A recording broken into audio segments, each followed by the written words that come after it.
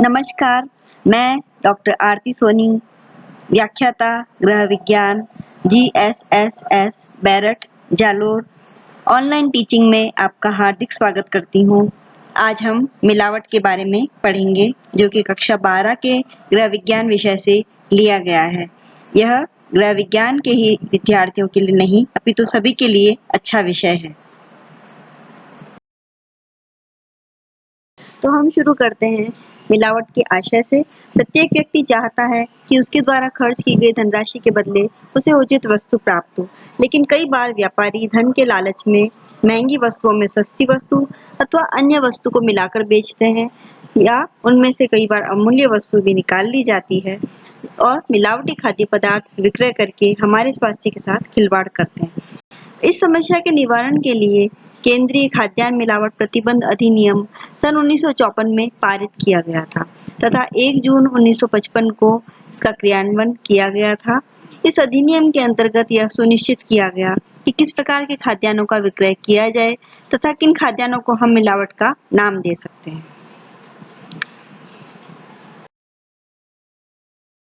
मिलावट की परिभाषा। इस अधिनियम के अंतर्गत मिलावट को परिभाषित किया गया है। मिलावट वह है जिसके द्वारा खाद्य पदार्थ के मौलिक गुण अथवा स्वरूप में किसी भी प्रकार का परिवर्तन किया जाता है। यह परिवर्तन 2 प्रकार से हो सकता है। पहला, बाह्य अथवा निम्न श्रेणी का पदार्थ मिला देने से। दूसरा, कोई भी महत्वपूर्ण तत्व निकालने के द्वारा होता है।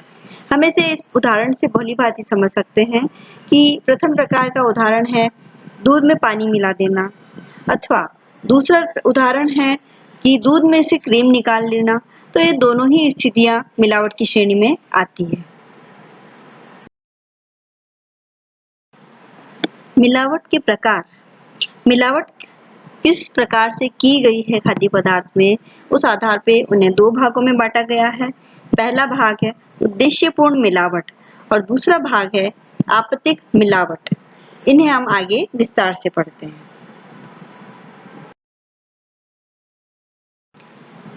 मिलावट का पहला प्रकार है उद्देश्यपूर्ण मिलावट, जो कि हम सामान्य रूप से अपने आसपास के बाजार में देखते हैं। बहुत ही आम रूप में यह पाया जाता है। इस प्रकार की मिलावट में विक्रेता स्वयं अधिक से अधिक लाभ कमाने के उद्देश्य से मिलावट करता है, जिससे कि उपभोक्ता ठगा जाता है, उसे उसके धन का उचित मूल्य नहीं मिल पाता है और कई बार ये स्वास्थ्य के लिए हानिकारक भी सिद्ध होते हैं। इसके बहुत ही सामान्य उदाहरण हैं जो कि हम देखते हैं, आमतौर पे हमें मिलते हैं। अनाज व दालों में कंकड़ पत्थर मिला देना, तेलों में खनिज तेलों की मिलावट कर देना, मसालों में कोलतार रंग मिला देना आदि।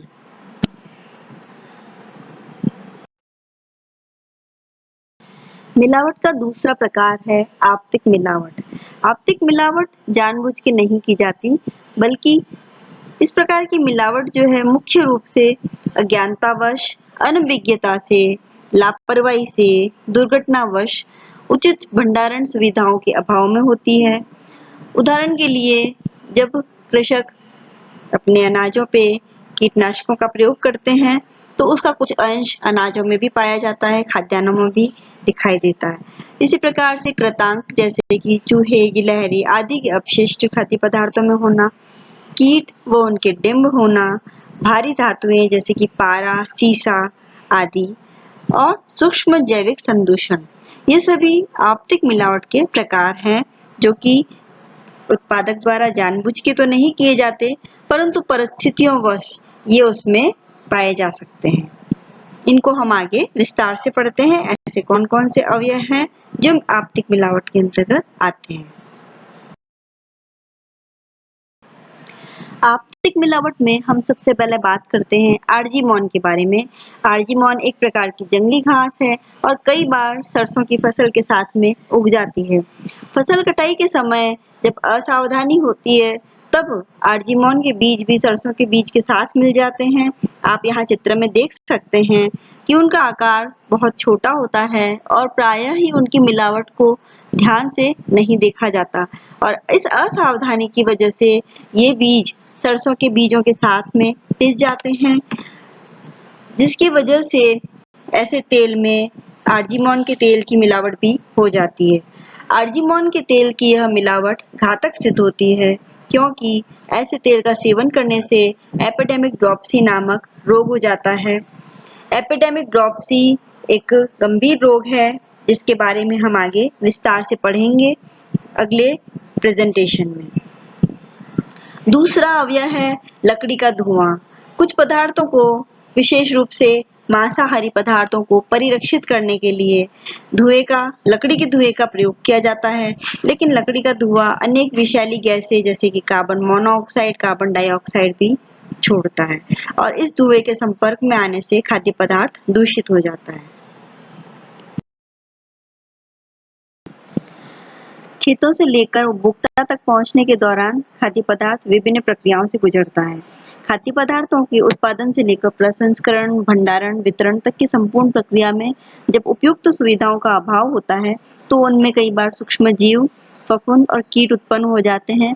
कई बार चूहे, गिलहरी आदि कृंतकों के द्वारा या पक्षियों के द्वारा वह नष्ट कर दिया जाता है।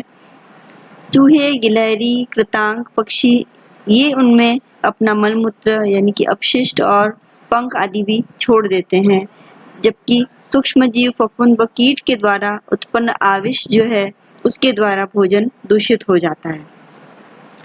फसल उत्पादन के दौरान जब अधिक मात्रा में कीटनाशकों का प्रयोग किया जाता है तो उसका कुछ अंश खाद्यान्न में आ जाता है।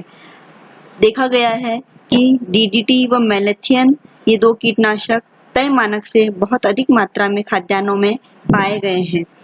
डीडीटी को हम डाइक्लोरो डाइफिनाइल ट्राइक्लोरोइथेन के नाम से जानते हैं। उपरोक्त आपतित मिलावट को हम किस प्रकार से रोक सकते हैं, आइए जानते हैं।